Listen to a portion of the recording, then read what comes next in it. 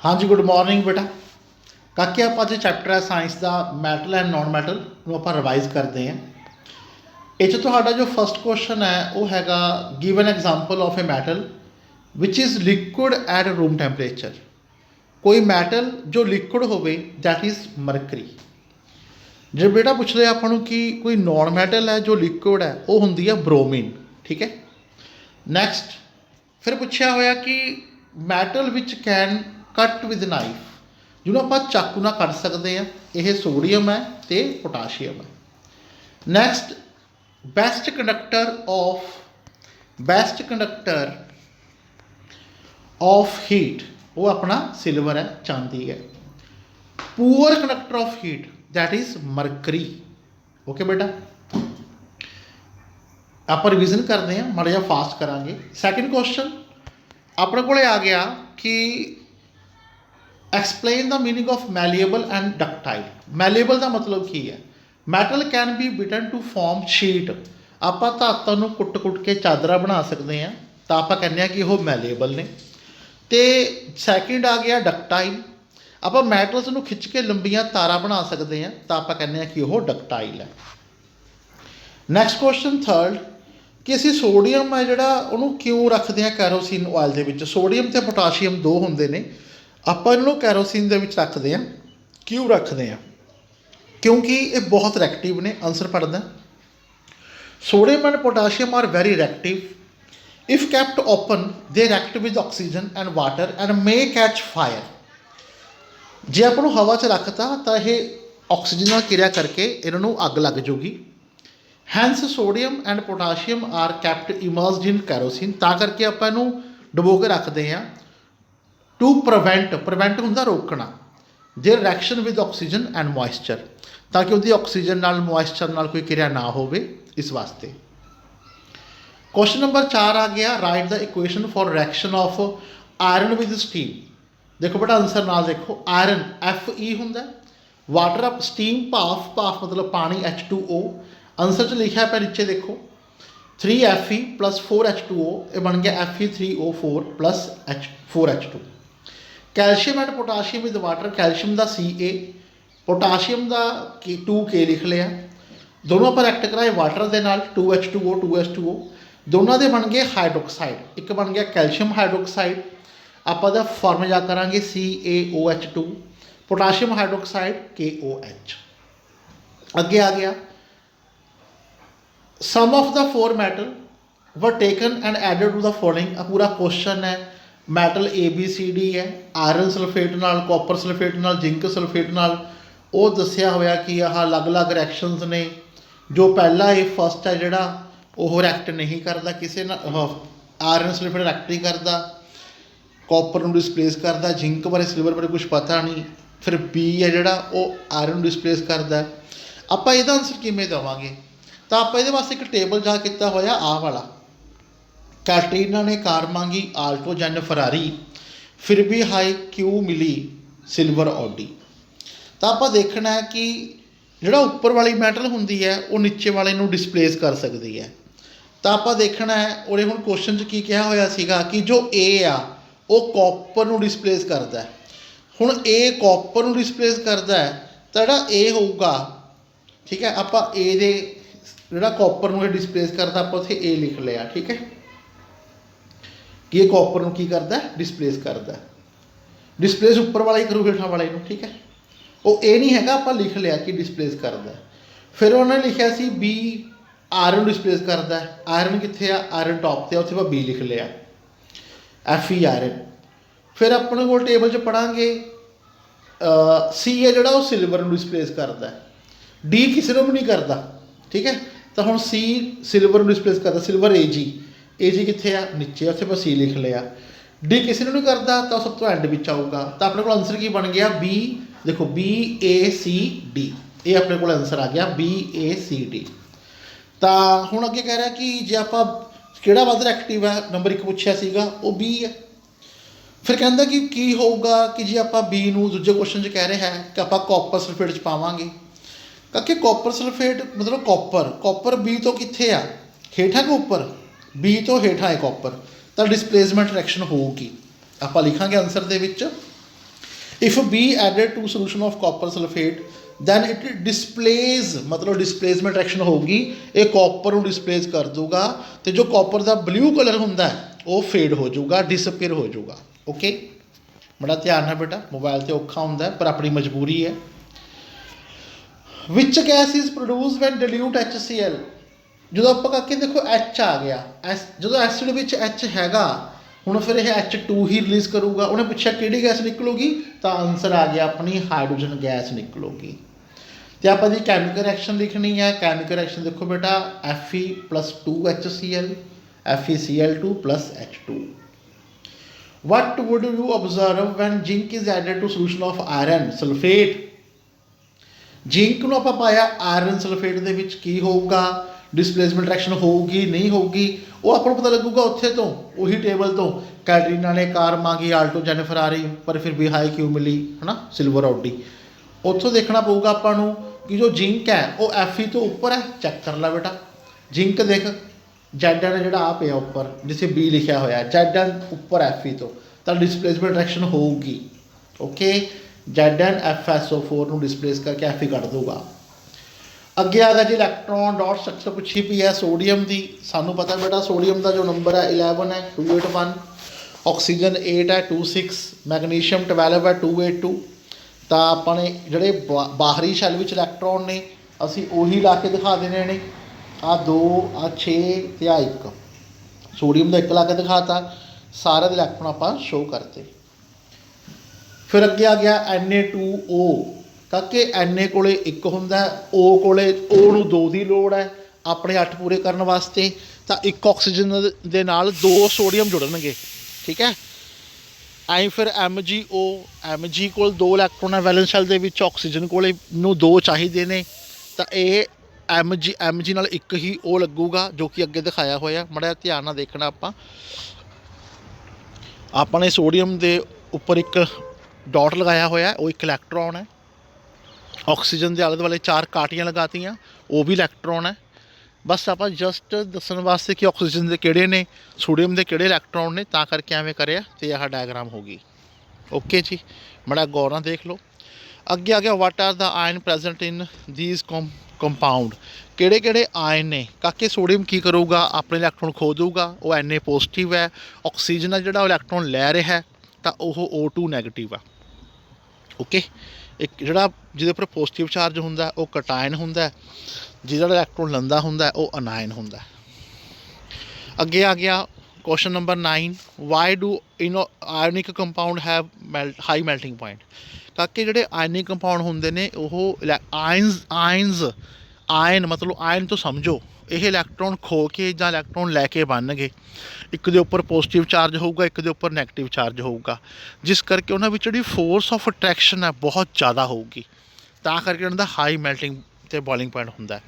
तो लिखिया the ionic compound have strong electrostatic force of attraction between the ions, therefore it require a lot of energy to overcome these forces, that is why ionic compound have high melting point। थोड़ा main जवाब बेटा यही है कि ionic compound है इन्हें strong electrostatic force of attraction है।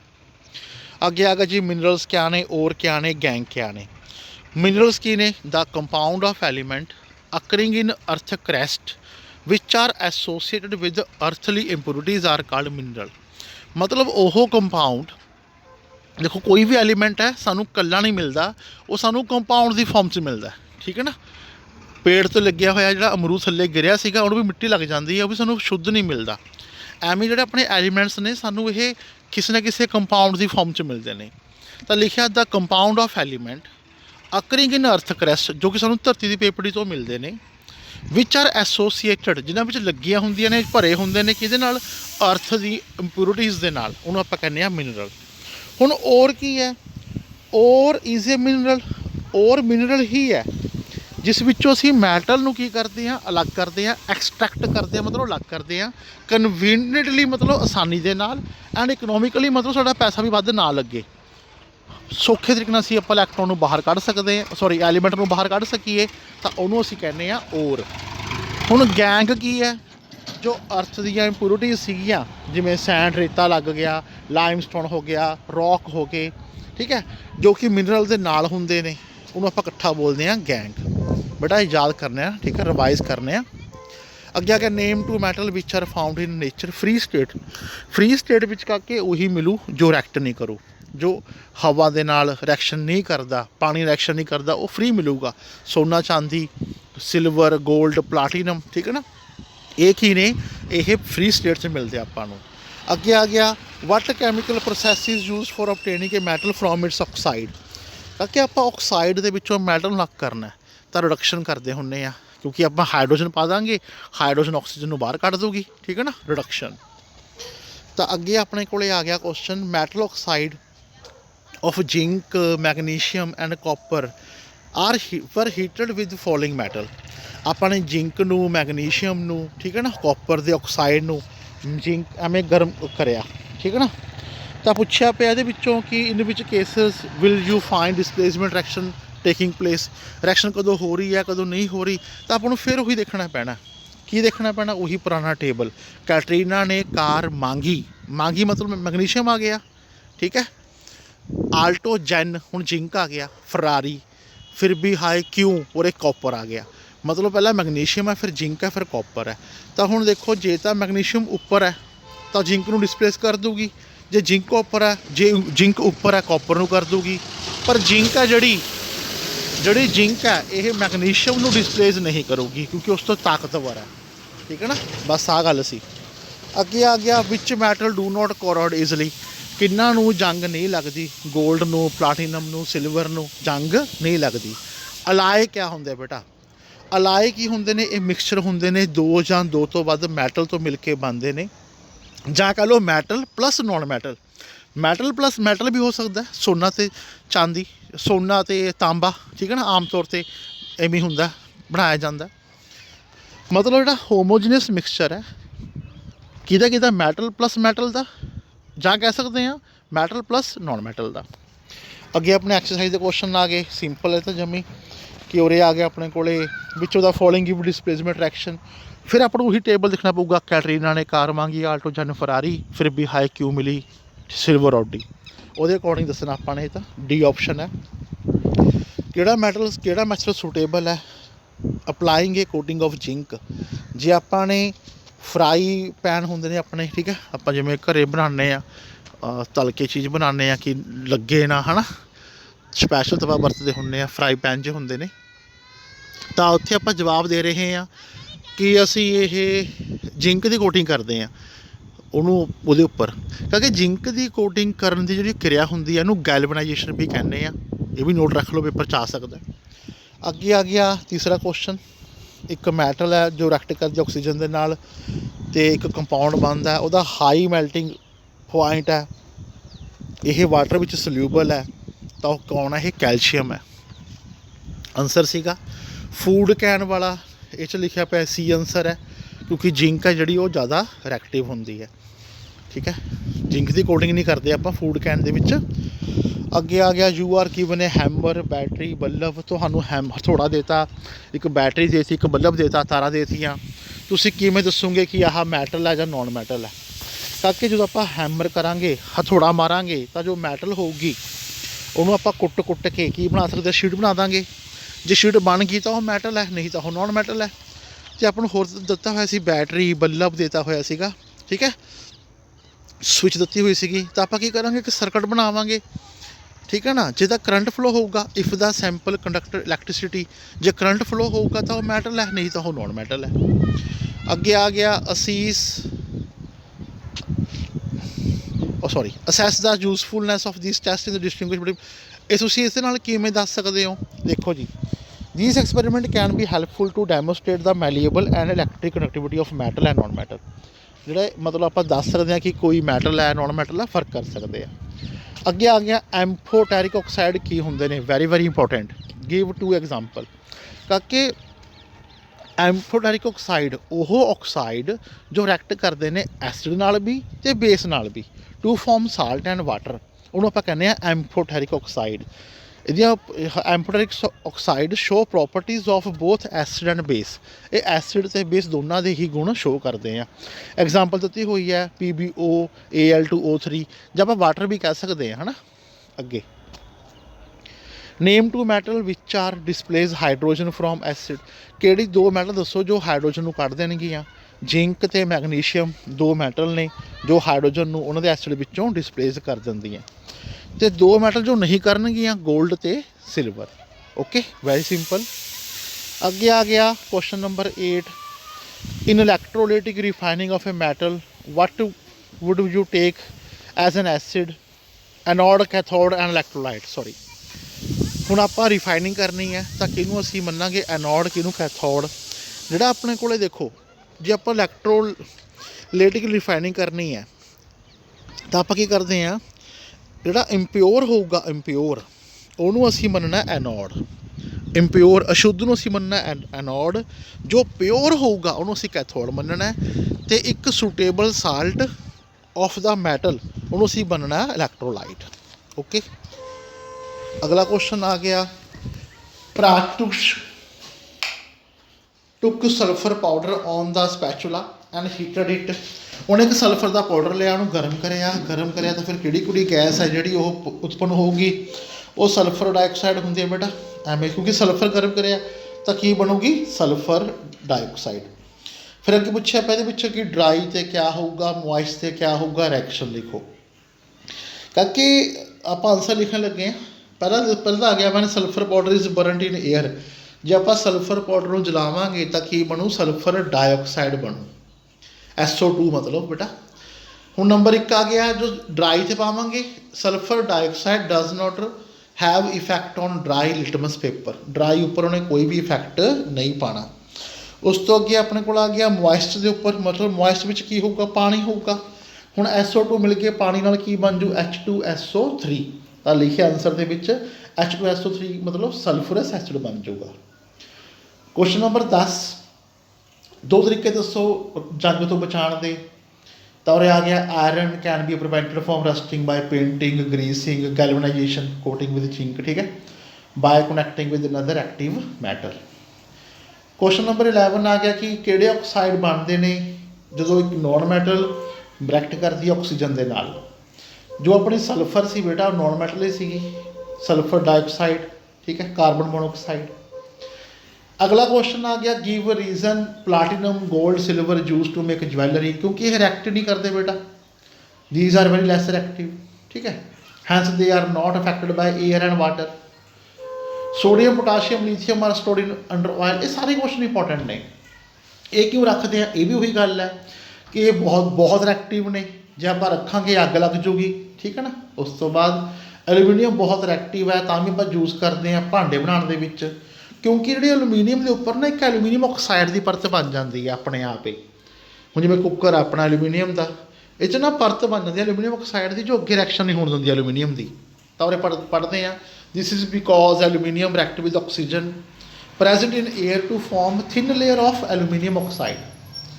Aluminium ਦੇ ਉੱਪਰ ਐਲੂਮੀਨੀਅਮ ਆਕਸਾਈਡ ਦੀ ਇੱਕ ਪਰਤ ਬਣ ਜਾਂਦੀ ਹੈ। ਜਿਵੇਂ ਯਾਦ ਕਰੋ ਫਸਟ ਚੈਪਟਰ ਪੜ੍ਹਿਆ ਸੀਗਾ, ਮੈਗਨੀਸ਼ੀਅਮ ਦੇ ਉੱਪਰ ਮੈਗਨੀਸ਼ੀਅਮ ਆਕਸਾਈਡ ਦੀ ਪਰਤ ਬਣ ਜਾਂਦੀ ਹੈ। ਇਸੇ ਤਰ੍ਹਾਂ ਉਰੇ ਐਲੂਮੀਨੀਅਮ ਆਕਸਾਈਡ ਦੀ ਪਰਤ ਬਣ ਗਈ। ਇਹ ਬਹੁਤ ਸਟੇਬਲ ਹੁੰਦੀ ਹੈ, ਜੋ ਪ੍ਰੀਵੈਂਟ ਕਰਦੀ ਹੈ। ਪ੍ਰੀਵੈਂਟ ਮਤਲਬ ਰੋਕਦੀ ਹੈ, ਅੱਗੇ ਰਿਐਕਸ਼ਨ ਨਹੀਂ ਹੋਣ ਦਿੰਦੀ। ਫਰਦਰ ਮਤਲਬ ਅੱਗੇ ਉਹ ਰਿਐਕਸ਼ਨ ਨਹੀਂ ਹੋਣ ਦਿੰਦੀ ਐਲੂਮੀਨੀਅਮ ਦੀ ਆਕਸੀਜਨ ਦੇ ਨਾਲ। ਇਸ ਕਰਕੇ ਨਾਲੇ ਹਲਕੀ ਵੀ ਹੈ ਅਤੇ ਗੁੱਡ ਕੰਡਕਟਰ ਵੀ ਹੈ, ਇਸ ਕਰਕੇ ਆਪਾਂ ਯੂਜ਼ ਕਰਦੇ ਹਾਂ। Carbonate and sulphide ore are usually converted into oxide during the process of extraction. ਆਪਾਂ ਕੀ ਕਰਦੇ ਹੁੰਦੇ ਆ, ਇਹਨੂੰ ਆਕਸਾਈਡ ਬਣ ਜਾਂਦੇ ਨੇ। ਠੀਕ ਹੈ, because metal can be easily extracted, ਕਿਉਂਕਿ ਅਸੀਂ ਮੈਟਲ ਨੂੰ ਆਰਾਮ ਨਾਲ ਅਲੱਗ ਕਰ ਸਕਦੇ ਹਾਂ ਕਿਤੇ ਤੋਂ? ਆਕਸਾਈਡ ਫਾਰਮ ਦੇ ਵਿੱਚੋਂ। ਕਿਸੇ ਹੋਰ ਫਾਰਮ ਨਾਲੋਂ ਆਕਸਾਈਡ ਫਾਰਮ ਦੇ ਵਿੱਚ ਪ੍ਰਾਪਤ ਕਰਨਾ ਸੌਖਾ ਹੈ, ਆਕਸਾਈਡ ਤੋਂ ਸ਼ੁੱਧ ਕਰਨਾ ਸੌਖਾ ਹੈ ਰਿਡਕਸ਼ਨ ਕਰਕੇ। You have seen tarnish copper vessel cleaned with lemon or tarnish juice. ਮਤਲਬ ਕਾਪਰ ਦੇ ਭਾਂਡਿਆਂ ਨੂੰ ਲੈਮਨ, ਨਿੰਬੂ ਦੇ ਨਾਲ ਸਾਫ਼ ਕਰਦੇ ਹਾਂ। ਕਿਉਂ ਕਰਦੇ ਹਾਂ? ਖੱਟੇ ਪਦਾਰਥ ਨਾਲ ਆਪਾਂ ਕਿਉਂ ਸਫਾਈ ਕਰਦੇ ਹਾਂ? ਤਾਂ ਆਨਸਰ ਦੇ ਵਿੱਚ ਇਹ ਲਿਖਿਆ, ਜਿਹੜੇ ਖੱਟੇ ਪਦਾਰਥ ਹੁੰਦੇ ਨੇ ਉਹਨਾਂ ਵਿੱਚ ਐਸਿਡ ਹੁੰਦਾ, which dissolve the layer of copper oxide and basic copper carbonate present on the surface of tarnished copper vessel। Copper vessel ਦੇ ਉੱਪਰ ਕਾਪਰ ਆਕਸਾਈਡ ਦੀ ਕਿਆ ਬਣ ਗਈ? ਪਰਤ ਬਣ ਗਈ, ਜਾਂ ਕਹਿ ਲਓ ਬੇਸਿਕ ਕਾਪਰ ਕਾਰਬੋਨੇਟ ਦੀ ਕਿਆ ਬਣ ਗਈ? ਪਰਤ ਬਣ ਗਈ। ਠੀਕ ਹੈ, this make them shining red brown again. दोबारा तो मतलब खट्टे पदार्थ की करते हैं, रिएक्ट कर जाते हैं, उन्होंने में एसिड होंगे डिजोल्व जो कि घोल देंगे ने। दोबारा बोलदा हुण खट्टा पदार्थ की है बेटा, वो एसिड है, वो एसिड की करूगा हुण कॉपर के भांडे उपर कॉपर ऑक्साइड की जां बेसिक कॉपर कार्बोनेट की क्या है परत है, उन्होंने की कर दूगा, वो डिजोल्व कर दूगा, घोल दूगा, वो दोबारा फिर शाइनिंग करने लग जूगा। इस करके आप चूज करते हैं। Difference between matter and non matter रट्टिया हुआ थोड़ा बेटा, ये मैं कुछ नहीं कहना। एक पॉइंट मेरे लिखे हुए थे, 5 मार्क्स का पक्का आना है, थोनों बेटा आंदा भी है, मैनू पूरी उम्मीद है।